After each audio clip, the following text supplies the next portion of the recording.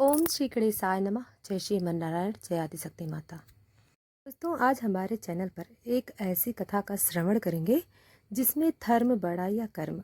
तो दोस्तों, अगर वीडियो पसंद आए तो लाइक, सब्सक्राइब और कमेंट में हमें ज़रूर बताएं। बहुत समय पहले की बात है। एक नगर में एक वृद्ध प्रसिद्ध संत निवास करते थे। उनके पास दूर दूर से लोग धर्म और मोक्ष की बातें सुनाने आते थे। एक दिन एक युवा ब्राह्मण उनके पास आया और बोला, गुरुदेव, मैं यह जानना चाहता हूँ, क्या धर्म बड़ा है या कर्म? संत मुस्कुराए और बोले, इसका उत्तर तुम स्वयं पाओगे। प्रातःकाल सूर्य से पहले नगर के बाहर वाले मार्ग पर चलना, वहाँ तुम्हें 3 व्यक्ति मिलेंगे। तुम्हारा उत्तर उन्हीं से मिलेगा। अगले दिन ब्राह्मण सूर्योदय से पहले चल पड़ा। थोड़ी दूर चलने पर उसने देखा, एक बूढ़ा आदमी सड़क के किनारे पड़ा है और कराह रहा है। उसके पास से कई साधु संत निकल रहे थे, पर कोई रुका नहीं। ब्राह्मण ने पूछा, बाबा क्या हुआ? बूढ़े आदमी ने कहा, मैं बीमार हूँ, 2 दिन से भूखा हूँ, पानी भी नहीं मिला। ब्राह्मण को दया आई। उसने पास के कुएं में पानी लाकर पिलाया, अपने झोले से रोटियां दी और एक किसान से बैलगाड़ी मांगकर उसे नगर के चिकित्सालय पहुंचाया। चलते चलते दोपहर हो गई। तभी एक नदी के किनारे पहुंचा। वहां एक व्यक्ति डूब रहा था और सहायता के लिए चिल्ला रहा था। बहुत से लोग खड़े थे, पर कोई मदद के लिए आगे नहीं आया। ब्राह्मण ने बिना सोचे नदी में छलांग लगा दी और उसे बचा लिया। शाम को वह थका हारा संत के पास पहुंचा और बोला, गुरुदेव, मुझे तो वो 3 व्यक्ति नहीं मिले जिनके बारे में आपने कहा था।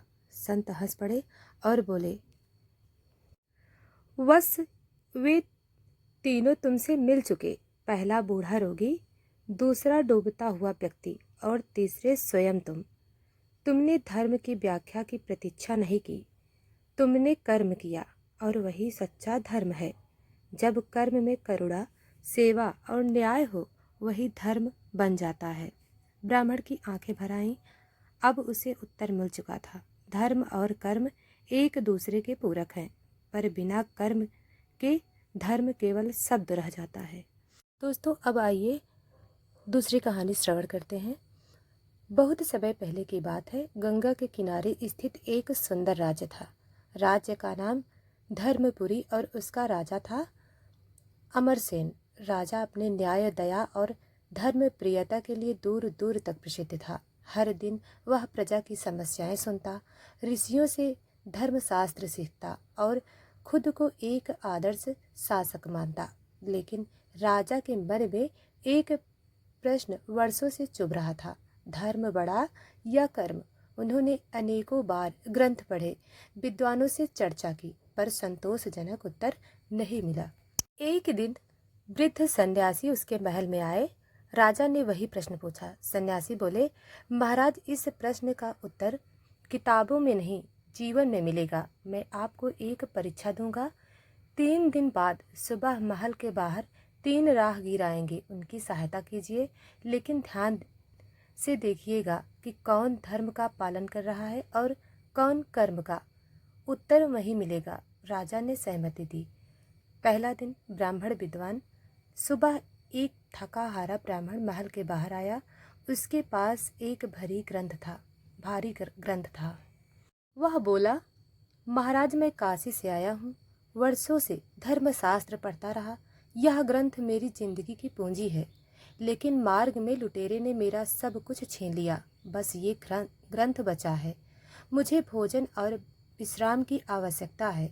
राजा ने तुरंत उसके भोजन, वस्त्र और विश्राम का प्रबंध करवाया। संध्या को ब्राह्मण राजा से बोला, मैंने आज तक किसी को क्षति नहीं पहुंचाई, हमेशा सत्य और नियमों का पालन किया।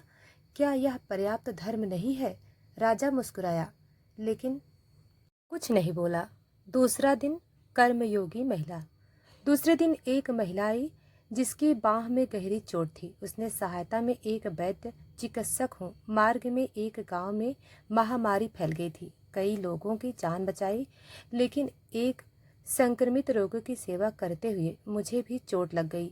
वहाँ से सीधे चलकर यहाँ आई हूँ। राजा ने उसकी मरहम पट्टी करवाई, विश्राम कराया और सम्मानपूर्वक भोजन कराया। महिला ने कहा, मैंने कभी शास्त्र नहीं पढ़े, ना व्रत रखे, ना तीर्थ किए, लेकिन मुझे सच्ची खुशी तभी मिलती है जब किसी की मदद कर सकूं। क्या यह धर्म से कम है? राजा ने फिर मुस्कुराया पर मौन रहा। तीसरा दिन। चोर और सत्य। तीसरे दिन एक चोर पकड़ा गया और सिपाही उसे महल ले आए। चोर ने खुद ही स्वीकार किया, मैंने चोरी की, भूखा था, मेरे बच्चे 2 दिन से भूखे थे, मैंने मंदिर से एक थाली चुरा ली। राजा ने पूछा, तुम्हें पता था कि यह अधर्म है? चोर बोला, हाँ महाराज, लेकिन मैं यह जानता हूँ कि मेरे बच्चे भूख से रोते रहते तो यह भी पाप मुझे ही होता। राजा स्तब्ध रह गया। उसने चोर को दंडित नहीं किया बल्कि उसके लिए नौकरी का प्रबंध किया। अंतिम निष्कर्ष, धर्म और कर्म का मिलन। 3 घटनाओं के बाद सन्यासी फिर लौटे और राजा से पूछा, क्या आपने उत्तर पाया?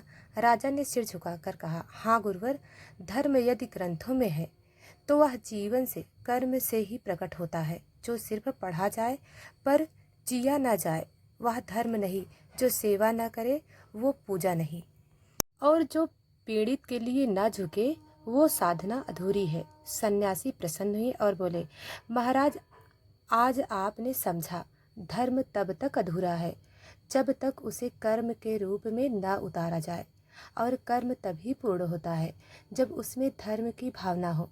राजा ने उस दिन से हर निर्णय में यही सिद्धांत अपनाया, जहाँ धर्म और कर्म एक दूसरे के पूरक हैं। धर्म और कर्म में तुलना नहीं, समन्वय जरूरी है।